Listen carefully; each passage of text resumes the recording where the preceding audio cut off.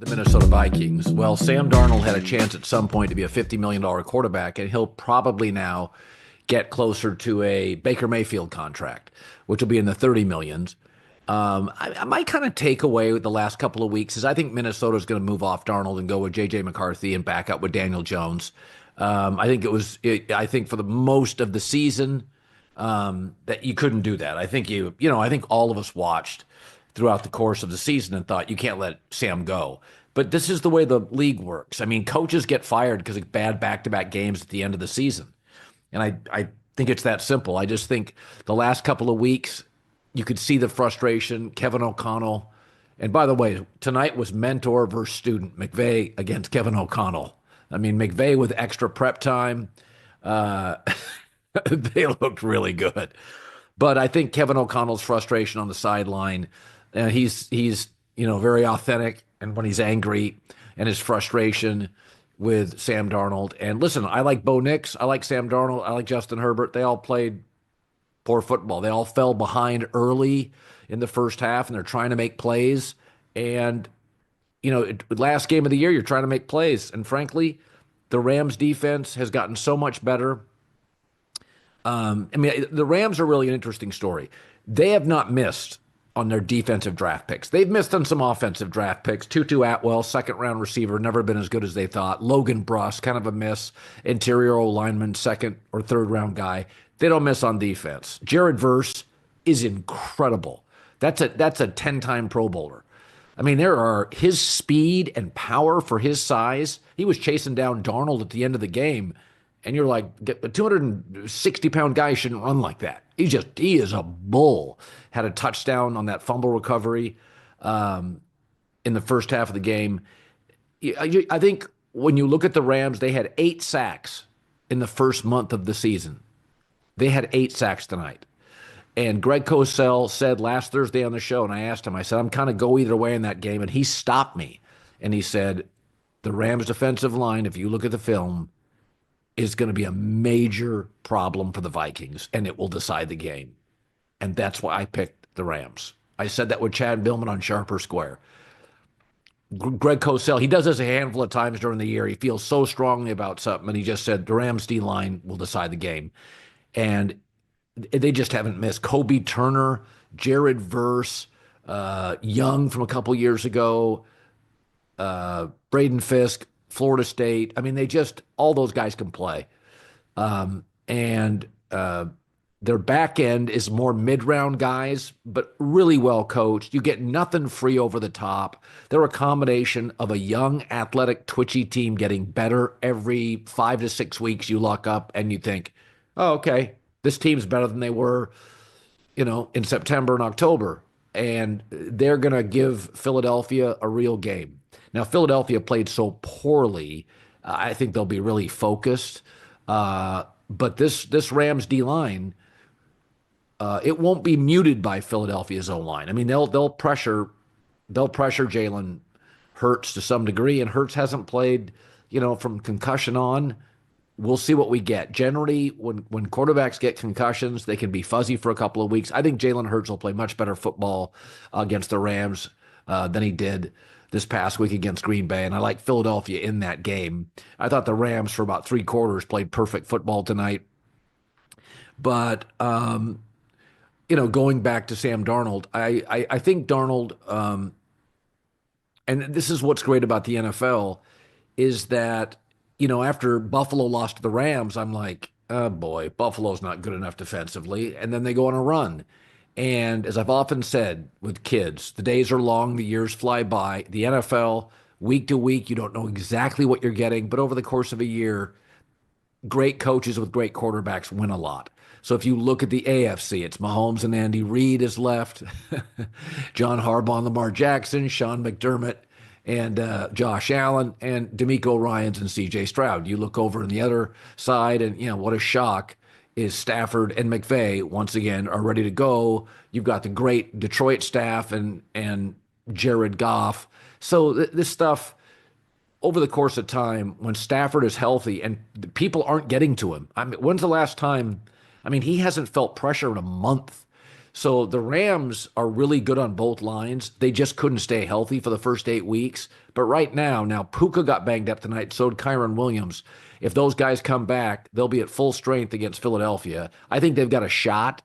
Again, the McVay and Stafford equation, they've got a shot. But it looked like tonight when they jumped out to that lead, it felt like Andy Reid off a bye. And I don't think there's any. I think Andy Reid and McVay are the best play designers in the league. And I think McVay is it's like the opposite of the Pittsburgh Steelers. McVay is constantly updating and adapting and evolving his schemes, his sets. You just don't know what you're getting with him. I thought he got a little predictable years ago, and he probably thought that too. And now you're never quite sure what you're getting.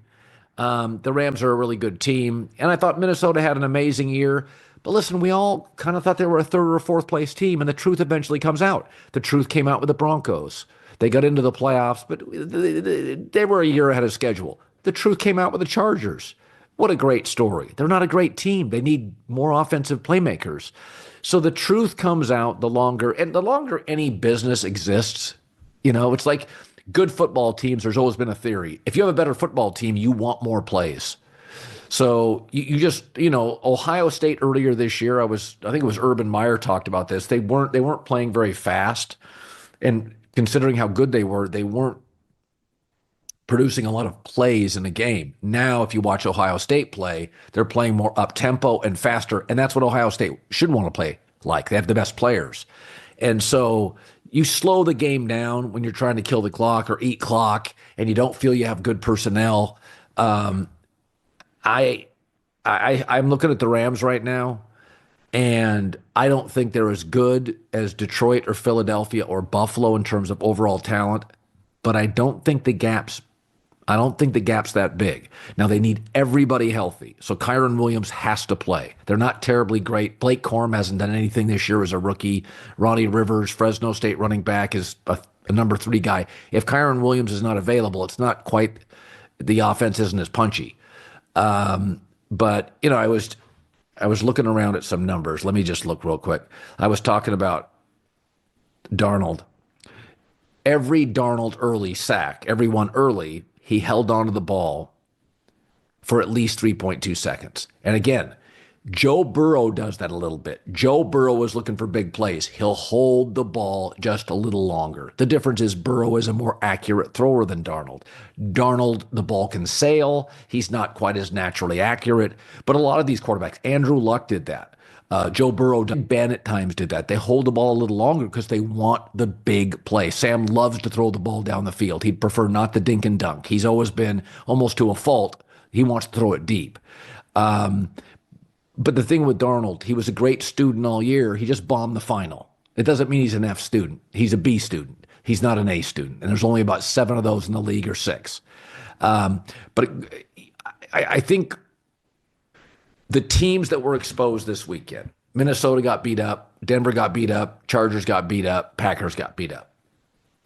Are any of you surprised? I mean, really, it's we went into this weekend, we're like Buffalo, Baltimore, Philadelphia. Rams was go either way, but after Cosell said what he told you and me, I like the Rams. But I don't think it was a terribly surprising weekend. I think eventually you get exposed in this league at this level, and playoff football is different. It's the same thing in playoff baseball. It's the same thing in playoff basketball, is that it is hard.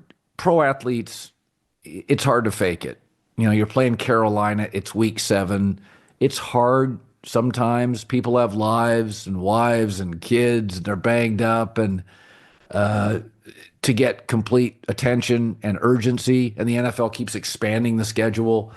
You get into these playoff games, and those games are often standalone. The entire league is watching it. There's a real vanity. Like Sean McVay put on a coaching clinic tonight. That was a flex. That first half was an absolute flex by Sean McVay, mentor, teaching student. So fun weekend. The big dogs advance. Now, there's at least 4 new playoff teams every year. 4 new playoff teams. So I've been pretty good. I've been pretty lucky at predicting the 4 new playoff teams. The teams to keep your eye out for. And remember, when I said Washington, you guys you were very critical, very hurtful. I'm going to tell you, if they have a good draft and they have the most cap room, keep your eye on New England. You think I'm crazy. You thought I was nuts with Washington. You thought I was nuts with the Rams before. Mike Vrabel, Josh McDaniel, if they go buy a T. Higgins, hit on another running back, shore up the O-line, keep your eye on New England. That's my surprise team next year. And not just because I like Mike Vrabel. So we head into the next weekend of games. I'll tell you, starting with Notre Dame on Thursday over Penn State until tonight, Rams kind of hammering the Vikings. That was about as good a 5-day stretch of football as I remember. The games weren't all great, but I hope you know this. I'm so grateful. Hôm nay mình sẽ hướng dẫn các bạn cách làm một sợi dây treo trang trí đơn giản từ len nhé. Nguyên liệu mình cần có chính là len này. Mình sẽ sử dụng 3 màu sắc như thế này để làm nhé mọi người. Màu trắng, màu đỏ đô và màu xanh lá. Mình sẽ kết hợp lại mình tạo ra một sợi dây treo thật là xinh nhé. Mọi người cũng có thể là dùng các màu sắc khác để làm chứ không bắt buộc dùng màu giống mình nhé. Rồi mọi người chuẩn bị cho mình kim móc len và kéo nhé. Bây giờ mình sẽ bắt tay vào làm. Đầu tiên sẽ dùng cái phần màu trắng này trước. Tìm cái phần đầu len nhé. Và bây giờ mình sẽ tiến hành mình làm.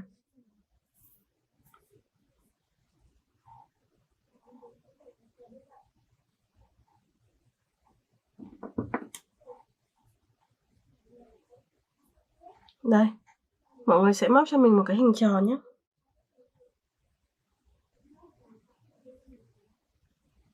Cứ móc lần lượt từng mũi cho đến khi được hình tròn. Mình sẽ móc tiếp những mũi tiếp theo nha mọi người.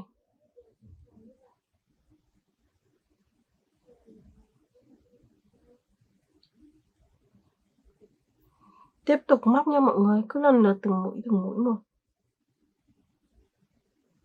Tiếp tục những mũi tiếp theo.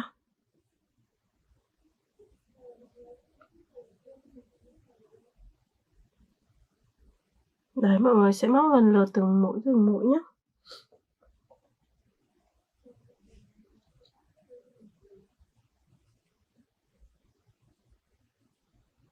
Tiếp tục này, cứ lần lượt từng mũi cho mình. Rồi móc